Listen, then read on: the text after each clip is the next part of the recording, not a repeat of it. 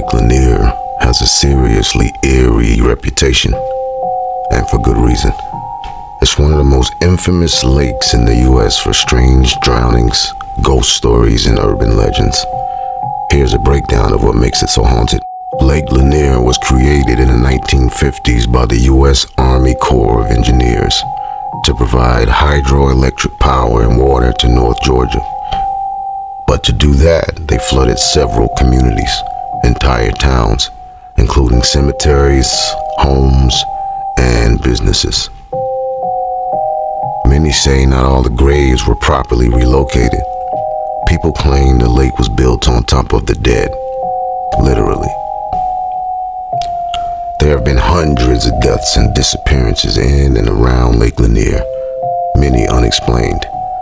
Swimmers vanish in calm water, boaters report strange currents or mechanical issues with no cause.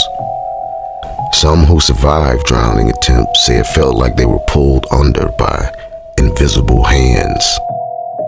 The most famous ghost? The Lady of the Lake. In 1958, two women crashed their car into the lake.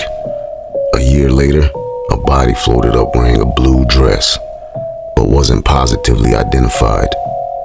Decades later, when the car was discovered during construction, the second body was still inside, mummified.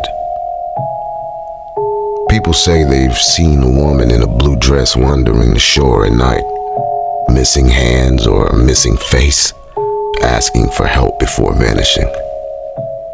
Crazy. There have been other paranormal reports of strange lights over the water at night, phantom boats that appear and then disappear, disembodied screams or whispers heard from the shoreline, cold spots in the water that feel alive or heavy, divers seeing fully intact structures and eerie remains deep below. Many Georgia locals refuse to swim in Lake Lanier. Some say it just feels off. There's a sense of dread. Even seasoned swimmers say they're hit with waves of fear or sudden exhaustion out of nowhere. This brings us to Eli. Eli hadn't been back to the lake in years, not since the accident, not since his brother vanished one summer night. His kayak found drifting near the middle of Lake Lanier, scratched, cracked, and empty. They never found his body. They never even tried that hard. People said the lake had taken him, like it had taken so many others. But Eli never believed that until now. He parked his car along the overgrown trail behind the Grayson property, where the dock still rotted into the lake like a broken limb. The air was thick, humid, and still, but it wasn't the heat that made him sweat. It was the silence. Not a single bird chirped, not a cricket. The trees around the lake were bone thin and brittle, like they once thrived but changed their minds. Half-dead leaves fluttered down with no wind to guide them. Eli walked slowly, his boots crunching over fallen branches. Each step felt wrong, like he was disturbing something asleep beneath the ground, something ancient, something alive. He remembers the stories his grandma used to tell about the land before it was a lake, how the government flooded entire towns, leaving buildings, churches, and graveyards beneath the surface. She swore the souls buried there couldn't rest because they still had addresses. He remembered her words now as he reached the dock, wood groaning under his weight. It was just water, quiet, black, endless. The moon had risen, huge and low like an eye. It turned the lake into glass, and in that reflection, something shifted. Not in the sky, but in the water. A whisper rippled through the air, soft, like someone speaking underwater. Eli.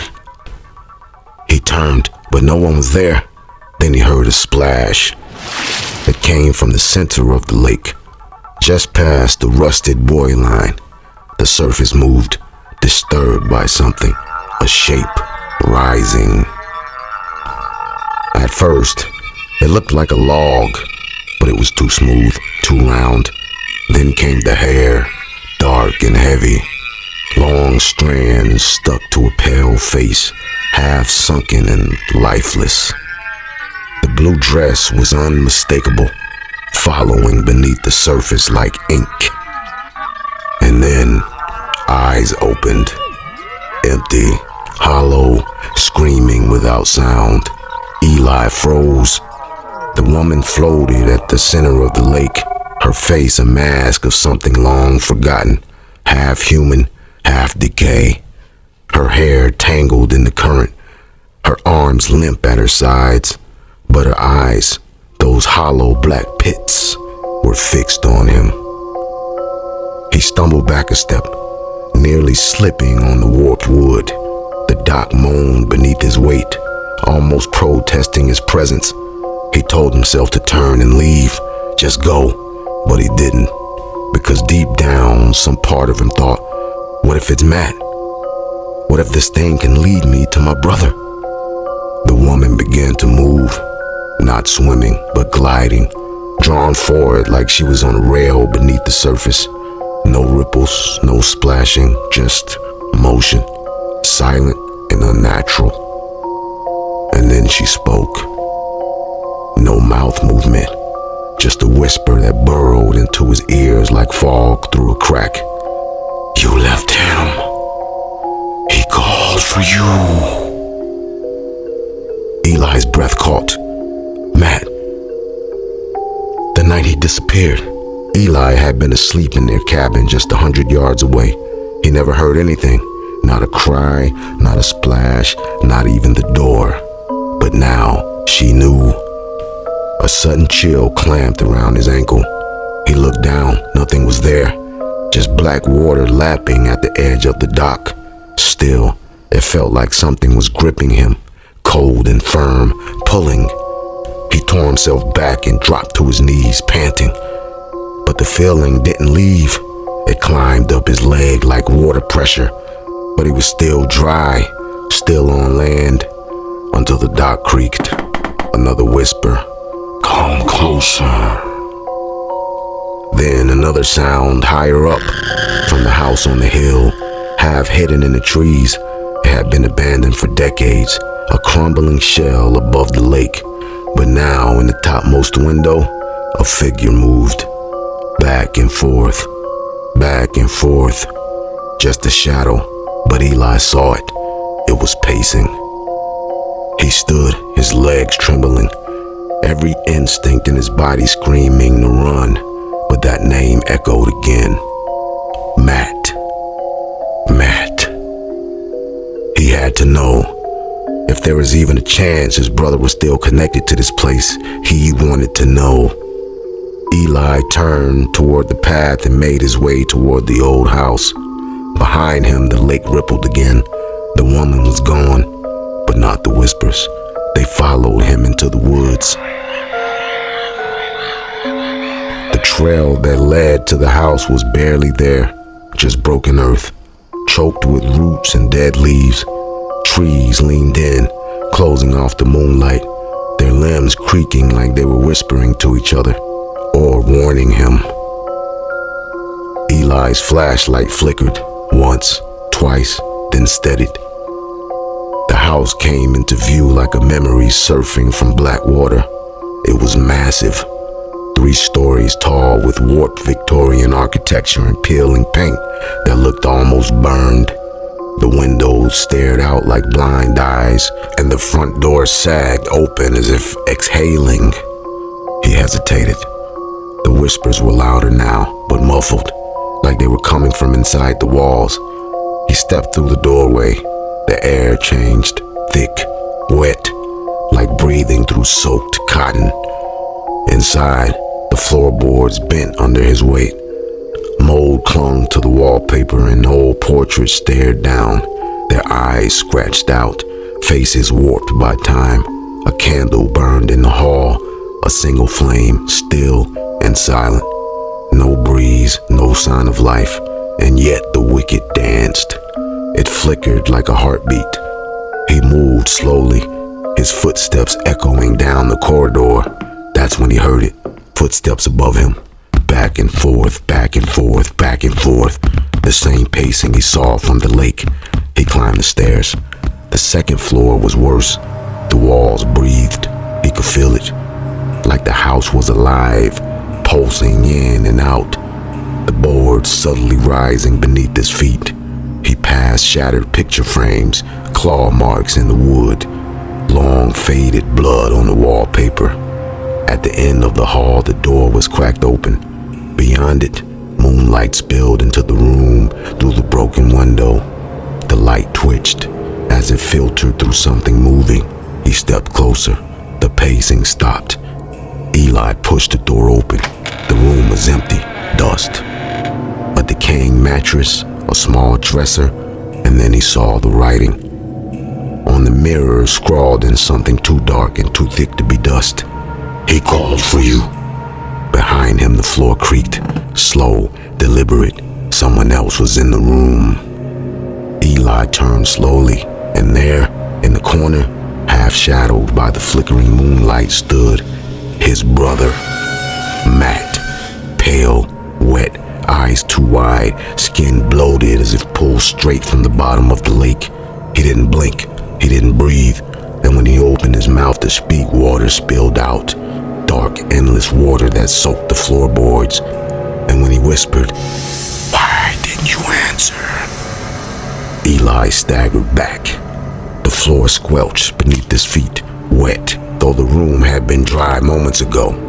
Water crept across the wooden boards like a living thing, soaking upward from beneath the house, rising towards his ankles. His brother stood motionless in the corner, eyes vacant and glossy like two frozen stones. Water spilled constantly from his mouth, pooling at his feet, but his chest never moved. No breath, no life. Eli's heart slammed against his ribs. "Matt," he whispered. The figure tilted its head, not in recognition, but like a question, like it didn't know who he was. "Matt, it's me. I didn't know you were out there. I didn't hear you." The whisper turned, but this time it came from all around him, from inside the walls, from under the floor. "You heard. You slept. He called. You left. You heard. You slept. He called. You left." The room groaned as if something massive shifted beneath it. Cracks split along the ceiling and water began to drip, then pour from above. The whole room was filling like a tank. Eli backed toward the hallway, but the door was gone, just the wall. He turned back. His brother was gone. In his place stood the woman in the blue dress, soaking wet. Her skin stretched too tight over her face, her mouth torn at the corners from whatever had dragged her under. Her fingers twitched, bent wrong, like they had tried to claw their way out of a coffin. She raised one hand, not to attack, to point down. And that's when Eli realized he was sinking. The water was at his waist now, then his chest, and still it rose. He struggled to move, but his legs were rooted, heavy as a stone. Something below gripped him, not pulling, not yet, but holding, like it was waiting for him to stop fighting. The woman stepped closer, her eyes empty, but something behind them stirred, a memory, a purpose, a hunger. She whispered again, only this time it wasn't directed at him. It was a name, over and over, through cracked lips. "Matthew, Matthew, Matthew." Eli screamed, thrashed, but the walls of the house melted into dark water. The ceiling vanished, the boards beneath him disintegrated. He was no longer in the room, he was in the lake, and the lake was breathing. Eli sank. The light from the house was gone. So was the house itself. All around him, black water, thick and pulsing like blood in a vein. The pressure was immense, crushing his chest, squeezing his limbs, but he wasn't drowning. That's what terrified him most. He was breathing underwater. Bubbles curled from his lips, but his lungs didn't burn. His heart didn't slow. It was as if the lake had claimed him, not to kill, but to keep. He looked down. Something looked back. There were structures in the depths, entire buildings leaning like tombstones. Faded street signs jutted from the muck. A church steeple pierced the darkness like a broken finger reaching for the sky. Windows watched him, intact and glowing faintly from within, and among them, the dead moved. Not swimming, not floating, just drifting, slow and silent like seaweed in a forgotten current. They weren't all human anymore, not fully. The lake had warped them, faces bloated, limbs too long, mouths open in endless screams that made no sound. And in the center of them all stood a doorway, perfect, white, wooden, out of place, untouched by rot or time. It hovered like it had no right to exist. The whispers returned. Choose. Stay or take his place. Then he saw Matt again. Only this time not bloated or dead, but whole, alive. A boy of 12 frozen in time, hovering just behind the door, eyes full of fear, reaching toward him. Eli swam closer, tears lost in the water. Matt, he called. I'm here. I've got you, I swear. But the lake surged. Hands, dozens of them, gripped Eli's arms, legs, throat. Not pulling him under, but pulling him back, away from the door, away from Matt. He fought, screamed, kicked, but every time he looked into their faces, he saw more than rot and rage. He saw grief. These were the forgotten, unclaimed, unmourned, abandoned beneath the surface when the towns were drowned. They weren't angry, they were lonely, and Eli had woken them up. Matt was still reaching. Eli reached back, just inches now, but the door began to fade, swallowed by the dark. The last thing he heard was his brother's voice, distant and soft, like a ripple across still water. It's okay. You didn't leave me. You just couldn't hear. And then, silence. Eli woke up on the shore at dawn, clothes soaked, eyes burning, the dock still broken, the lake still calm. But the footprints in the mud beside him weren't his. They were smaller, they led to the water, and never came back. Weeks passed. Eli never spoke of what happened. He told his friends he slipped near the dock, passed out from the heat, had a bad dream, a hallucination. No one believed it, but no one pressed him either. He stopped swimming, stopped sleeping near open windows, moved back to the city, changed his number, left no forwarding address, but the lake didn't forget him. Some nights he still hears water dripping when there shouldn't be any. The reflection in the mirror doesn't always match him.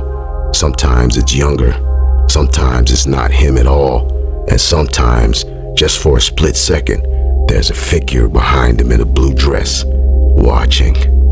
The whispers are worse.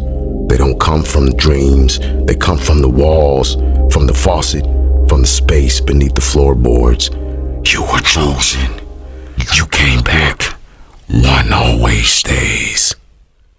And sometimes, when he's near a body of water, even a puddle, he swears he can see the faint outline of a white door just beneath the surface, waiting.